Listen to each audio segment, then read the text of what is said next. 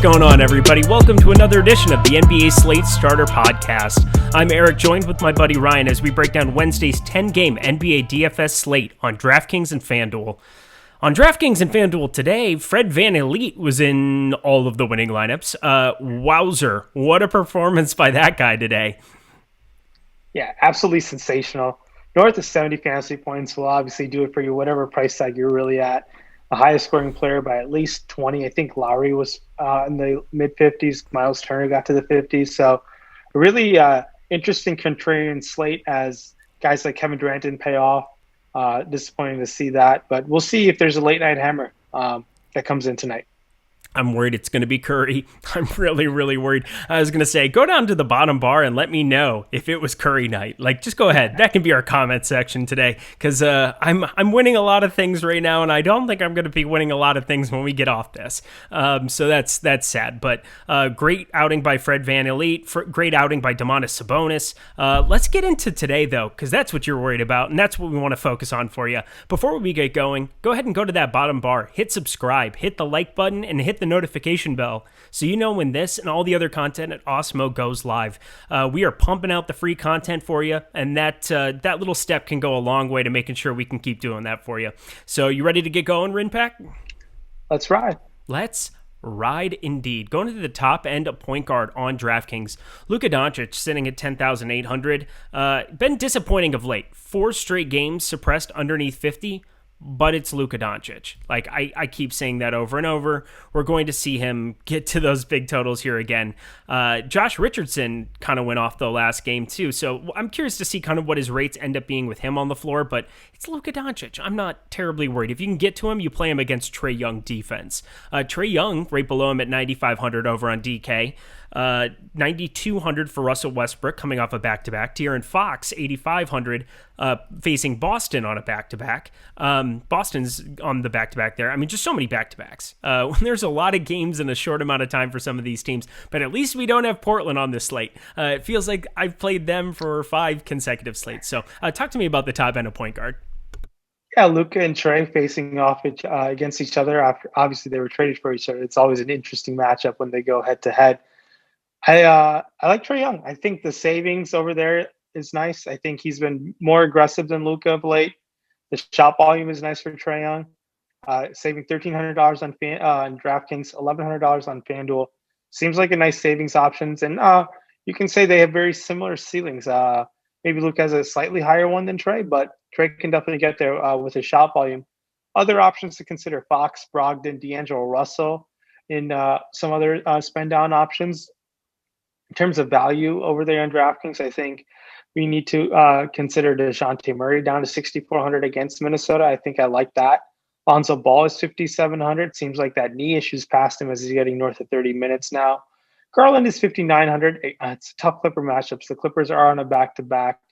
I guess Pat Bev is not there to really bother him. It's Reggie Jackson who's not really you should be scared of whatsoever with Reggie Jackson's defense. How do you feel about going to LaMelo Ball again against Philly? I love LaMelo Ball. I'm like the forerunner of the LaMelo Ball fan club. No, I'm not. That's not true. Brandon Ingram is my boy. I would never do that to Brandon Ingram. But LaMelo Ball is so fun to watch play basketball. And I already have like a bias against the Ball brothers in general. And I still love this kid. Like, he's just so good. I'm curious to see, I mean, is Rozier, that's always the big question is like, you know, can he get into that starting rotation? He was in foul trouble pretty much that entire game. It was really, really tilting, kept him at like 26 or 27, whatever he finished up with for that game. Even in overtime, like, that was just a bummer to have that be the outing. He was just kind of fighting the foul trouble throughout that game. So Terry Rozier is questionable. So if he were to sit again, like, LaMelo Ball will be popular. He should be popular. I would definitely have interest in going back to him. I would have no problem with that. DeJounte Murray is kind of a guy that I maybe I don't see it at the moment. Like, I loved going there before we had the Derek White show up in the world, before Patty Mills has been, I mean, still playing Patty Mills minutes. And I know that maybe 6,400 seems like a nice tag compared to like other prices we have played for DeJounte Murray, but DeRozan was out for a period of time. Derek White was out for a period of time. So 6,400, he's coming off of an 18.75 DraftKings game. So maybe I'm box score watching on that a little bit, but like, oh, that would be a tough one for me to roster. I'm curious what his ownership will definitely be. Darius Garland's a guy we got to talk about. 5,900, put up a 40 spot the other night against Minnesota. Now faces the Clippers against Reggie Jackson defense. I do like that play a lot. I'm very, very curious to see what his ownership comes in over there as well. Over on FanDuel, I'm looking down in like this bottom end. TJ McConnell. Did you see his price was like $5K on DraftKings today? Yeah. That was bonkers. So 4,600, that makes a lot more sense. I know he got there. That was the thing that was so tilting. Was I was like, I couldn't believe that his price tag was $5K. And then he got there. Well, he got 32.1 today. 4,600 against Milwaukee. We're seeing Milwaukee get up and down a floor of late. I would definitely have some interest in maybe 4,600 taking some shots there. It's weird to see Elf Payton down at 4,400, but that's definitely going to be a pass for me as well. Emmanuel quickly just jumping into the world. What a stud. So let's finish out the position. Yeah, I think another option in that similar price range on FanDuel is Theo Maledon. Against this tough Houston defense, is revamped after the Harden trade there. I believe they're the first in defensive rating since the trade. And I think Maledon you should be considering because there is no SGA tomorrow who has been ruled out. So Maledon might get double-digit shot attempts, and in a position where you might want to get a little unique with the roster building, spending down on point guard might be one way to do it. And Maledon comes in at $4,300 with point guard shooting eligibility on DK, while $4,800 on FanDuel. T.O., let's go. Going to shooting guard. My guy. Sitting at the top end on FanDuel, Bradley Beal, 10,800. Coming off of a dud, coming off of a lot of things that, like, I mean, Russell Westbrook is starting to take over a little bit of that offense here as he's, like, getting back into the minutes. But it is a back-to-back. Could Russell Westbrook sit? My guess is probably yes in this spot. So Bradley Beal, 10,800. Definitely somebody that you'll consider, but watch that news. Make sure you're following at Awesemo NBA so that you know when any of this injury news pops up. But Russell Westbrook, I could definitely see sitting on the second end of this back-to-back. Zach LaVine down at 9K. Somebody that generally has an upside in any matchup, but again, it's this slow-paced New York Knicks team. Just makes it tough to pay 9K for him here in this spot still, but you know, it wouldn't surprise me to see him get there. I just probably won't have much. Paul George sitting at 8,400. Just got done with a fun little game against Brooklyn, but 8,400 is definitely a great tag for him there. But I would be super, super excited. I mean, Victor Oladipo has been really fun to watch. I want to get him in a bounce back spot, possibly 30.1 last time against FanDuel. I'm not sure what his ownership will be, but I do know that I'm probably going to try to get on top of it. What do you think about him and everybody else at the top end of shooting guard? Yeah, I think we need to be considering Bradley Beal as a cornerstone of our lineups if Russell Westbrook is not going to play. I know we've seen Beal without Russell earlier in this season, and he's gone bonkers. So I think against New Orleans, he put up 70 fantasy points, and that's definitely could happen against Miami just because we can expect him to take north of 25 shot attempts. I know there's some other reinforcements that are back, such as Danny Abdia, Rui Hachimura, and Davis Bertans this time around, but Beal could definitely smash. Ish Smith, baby. We forgot Ish Smith. I just had to give him a shout out quick. Here we go. Yeah, I think we definitely could be considering Ish Smith in that price range as well. But Beal is someone we can expect to take majority of those shot attempts in Washington for sure. Paul George, $8,700 on DraftKings versus Cleveland. I think on a back-to-back, we'll see if I know Kawhi's been playing back-to-backs this year, but maybe Paul George is the one who gets a rest. Just keep monitoring that situation over there. It's obviously going to come down to game time and tip-off, but against Cleveland, $8,400 could be the there's a pathway for him to outscore Beal. I obviously won't be projecting that, but it could definitely happen. DeRozan, $7,200. I think we should be considering him against Minnesota. He's played Minnesota a couple times, I believe, already this season. I think they played once, and he put up 50 fantasy points. DeRozan definitely you should be considering versus Minnesota. Oladipo, obviously Houston boat raced OKC last time around. They beat them by 25. Now they're playing without an OKC team without SGA. So Maybe they boat race them by 50. I don't know, but that OKC team's going to be really, really bad with no SGA. They're not Oh man, good that's anyway. Yeah, they're not good. and value options. I think with no SGA, I think now we can definitely consider Hamidou Diallo, where blowout run's going to start from the get go. Yeah, I guess, but Diallo's going to get a bunch of extra minutes now. $4,300, $4,500 on DraftKings. I like Diallo as a spend down option. I prefer Diallo to Dort just because I think Diallo gets a potentially more shot volume without no SGA. How do you feel about Diallo? And do you have any other pivots off of Diallo in that price range? I like Diallo a lot. I was gonna fire him up here a little bit. He's just like one of the higher usage guys and like has higher rates. He's over a point per minute guy, sitting at 4,300 on shooting guard. It's fantastic. What I find very interesting over on FanDuel, and maybe I don't even know how to dub this, but it's like the punishing of point chasers and stuff from yesterday's slate, from Monday's slate. You have Alec Burks 4,800, who has kind of been consistent, so he's not really qualified in there. But Malik Monk is 4,700, and Josh Richardson is 4,900. So those three are kind of like sitting next to each other over on FanDuel. You had Josh Richardson, who at 3,800 decided to go for a nice 40 burger, and you had Malik Monk, if Terry Rozier's out, will definitely be popular again, but now is 4,700. Those are kind of the guys I'm trying to figure out. Do we want to go back to the well on either of those two, Richardson or Monk? I think both will be contrarian options because of Hamidou Diallo's price tag. We saw what Malik Monk could do. I think he's trying to prove himself that he belongs in that Charlotte rotation. Last couple of games out, he's been very impressive. Obviously, I don't expect him to go 9 of 13 from three, I believe, again. But Malik Monk is someone who was a bucket in Kentucky and just hasn't found a way with some off the court issues and like coaching staff issues as well. But I think Monk is someone pivoting off Diallo. Definitely consider, obviously, Monk got there because of the foul trouble in the backcourt. I'm okay with them. I don't like the price hike in them. It's a significant price raise from the earlier slate when those two were on there. So I prefer Diallo to both of them right now, but I think we can definitely consider them. I want to let it be known, Rinpack definitely dislikes plays. I just want to throw that out there to the world that Rinpack has a propensity to dislike plays. He disliked both of my point chasers there, and I appreciate such things. Get me off of my bad self. Going to the top end of small forward, my goodness.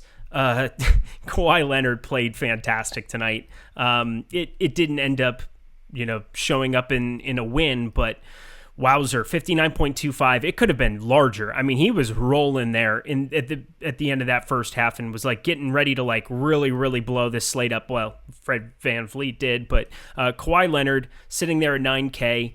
He has been playing on these back-to-backs now, so I expect that to continue here, especially now that he's had some rest. He basically got the week off with all of the COVID protocol stuff last week, so 9K is a nice number against Cleveland. Jimmy Butler, 8,400 in this Washington matchup. Got there again. You said he wouldn't, and I know that he did because I rostered him, and I loved it. 50.75. I didn't win anything great, so there's that. So I'm not going to take any credit. But 50.25 the last time out. So both games, after taking his 3-week hiatus, his 3-week COVID or whatever the protocol was for him, whether he had it or not, I don't know. But he looks good on a basketball floor. So 8,400 for him again. Can't believe that tag didn't change. So fine, I'll go back to the well against Washington. That seems like a good idea. So I'll do that. Ben Simmons, 8,200 against Charlotte.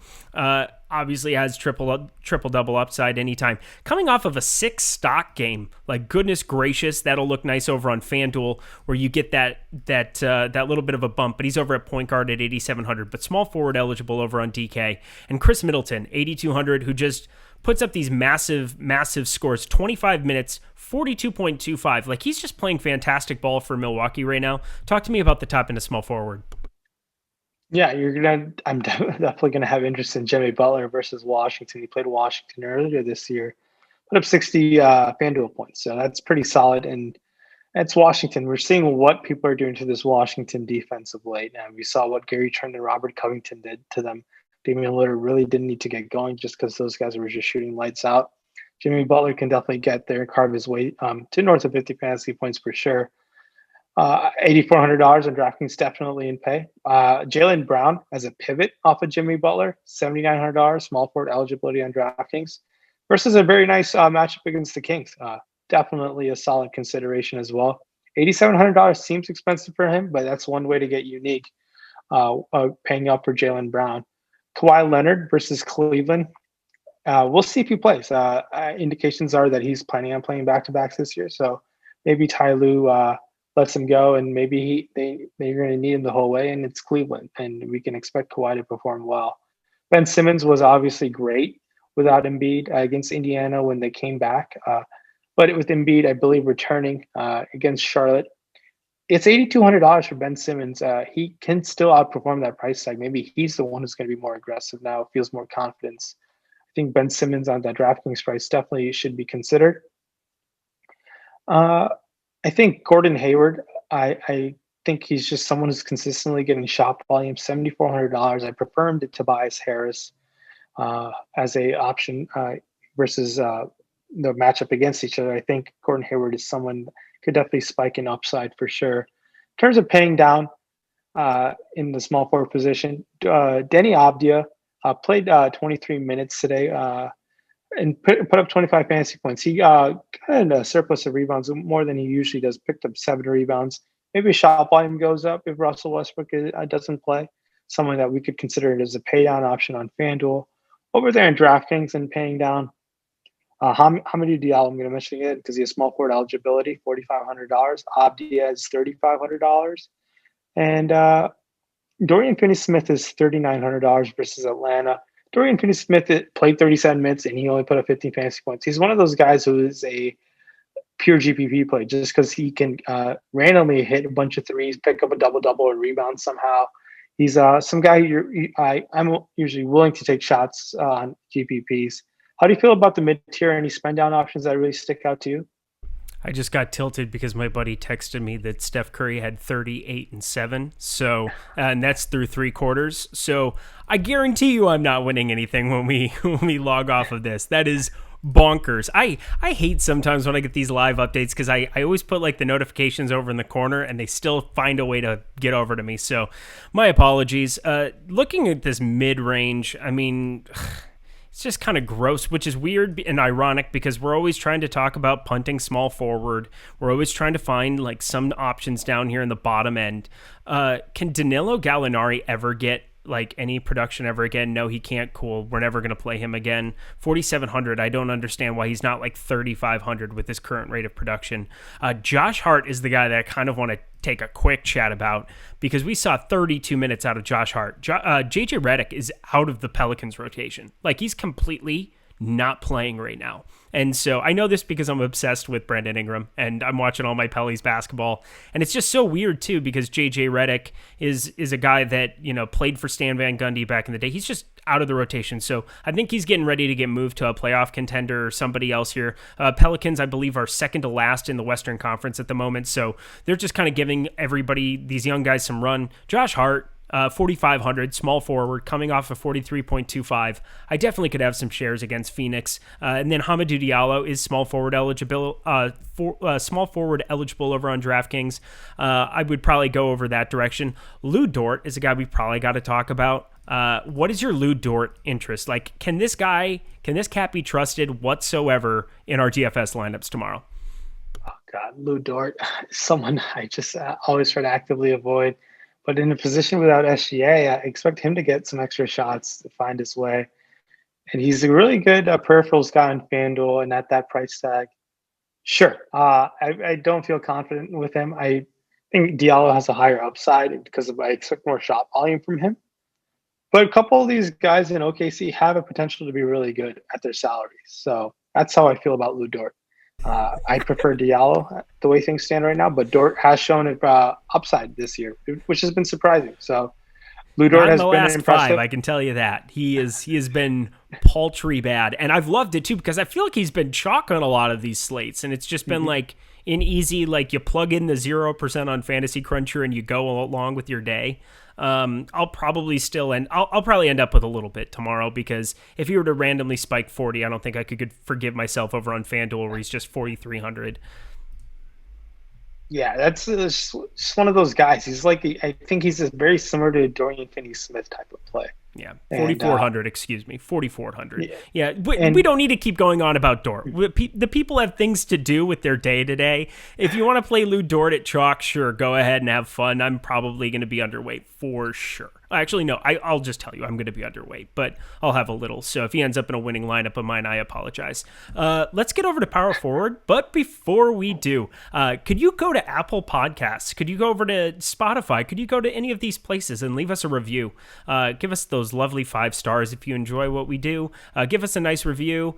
Go down to the bottom bar again here if you're watching on YouTube. Hit subscribe. All of these things go a long way for this podcast, and it allows us to keep doing what we do. What we love to do and what I hope you guys enjoy, we do. I think I said that correctly. God, I got to write out these reads at this point. It is getting brutal. My apologies, people. We're going to continue chugging on to Power Forward we go. Sitting at the top end over on FanDuel, Giannis Antetokounmpo.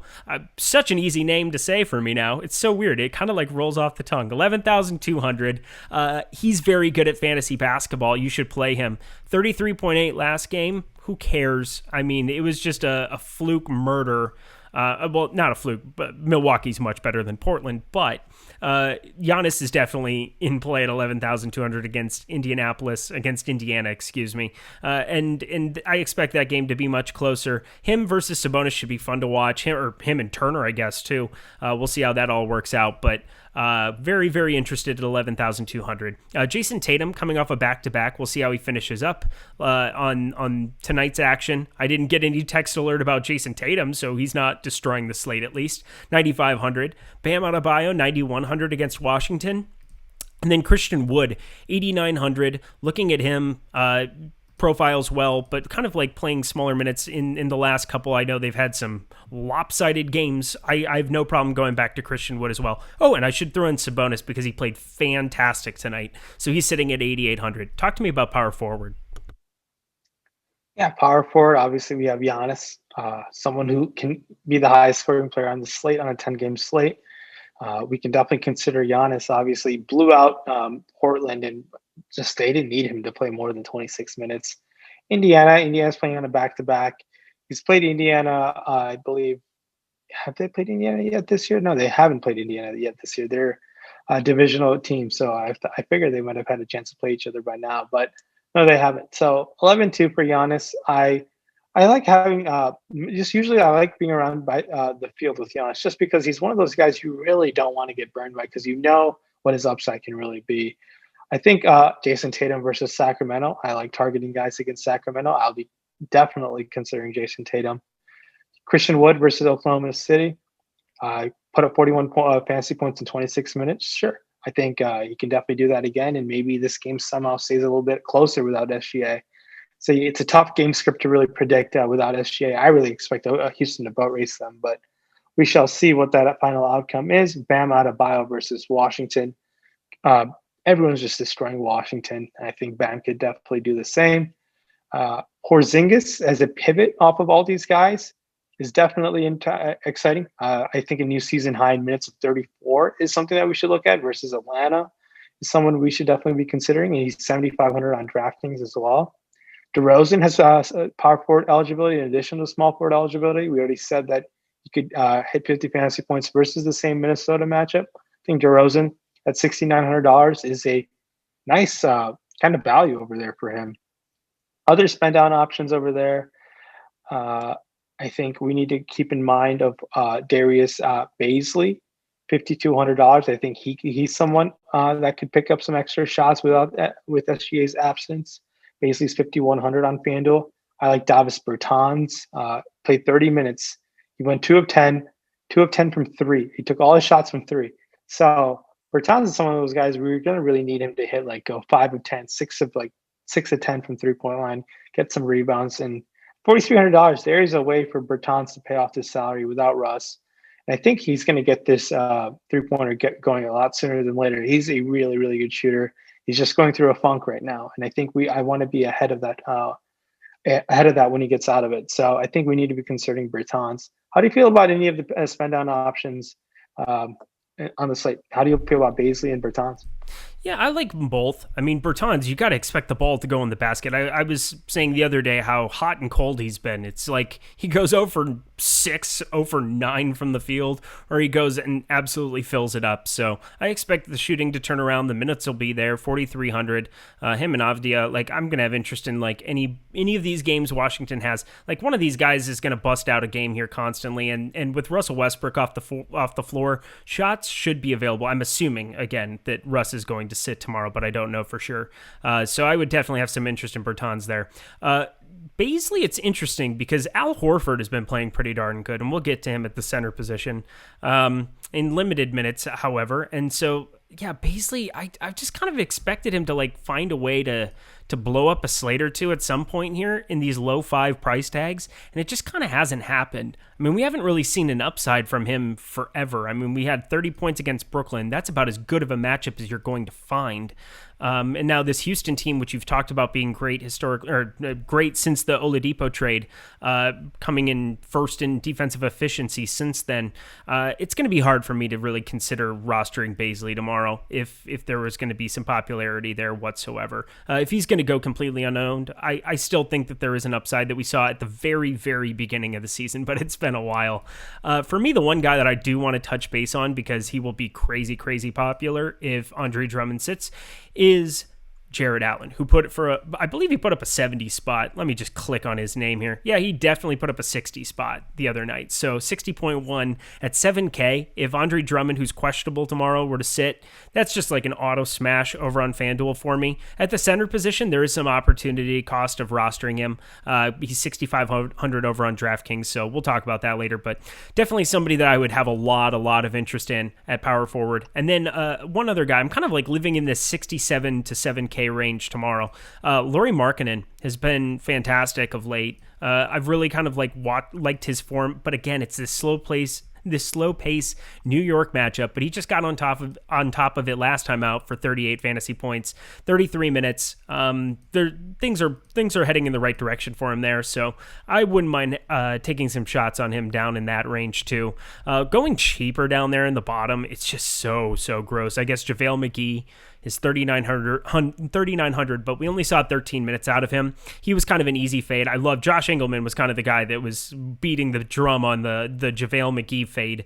You got to basically hope for Allen foul trouble. If Drummond sits and Allen gets in foul trouble, sure, McGee could bust an upside, but that's kind of what he does anytime that he gets extra run. Anybody else that you're looking at before we move on?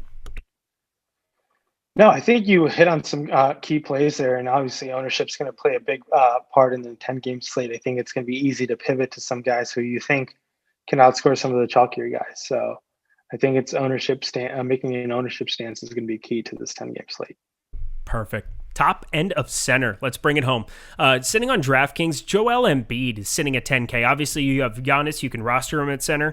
I usually choose not to because there have been so many good low end center options on a couple of recent slates, or we get some of these guys like DeMarcus Cousins. Joel Embiid at $10,000 is kind of been unbelievable. Like 27 minutes, 59.25 up against Minnesota the other night. Now he's going to get Charlotte. Cody Zeller's all right, but like it's Cody Zeller. I'm not worried about Joel Embiid in this spot. Like he's going to go get whatever he wants to get in this matchup.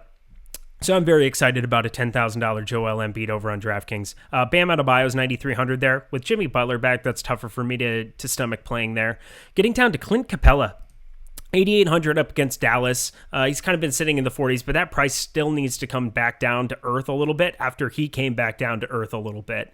Is probably the right way to say that. Christian Wood, 8,600, and then Andre Drummond, if he were to go against the Clippers, he's only 8,400. So that would be a guy that I would definitely have be a big part of my builds if that news were to break late. Talk to me about center. So center on FanDuel, starting up there, obviously Embiid, 10,200. Should be projected to be the highest scoring center on the slate.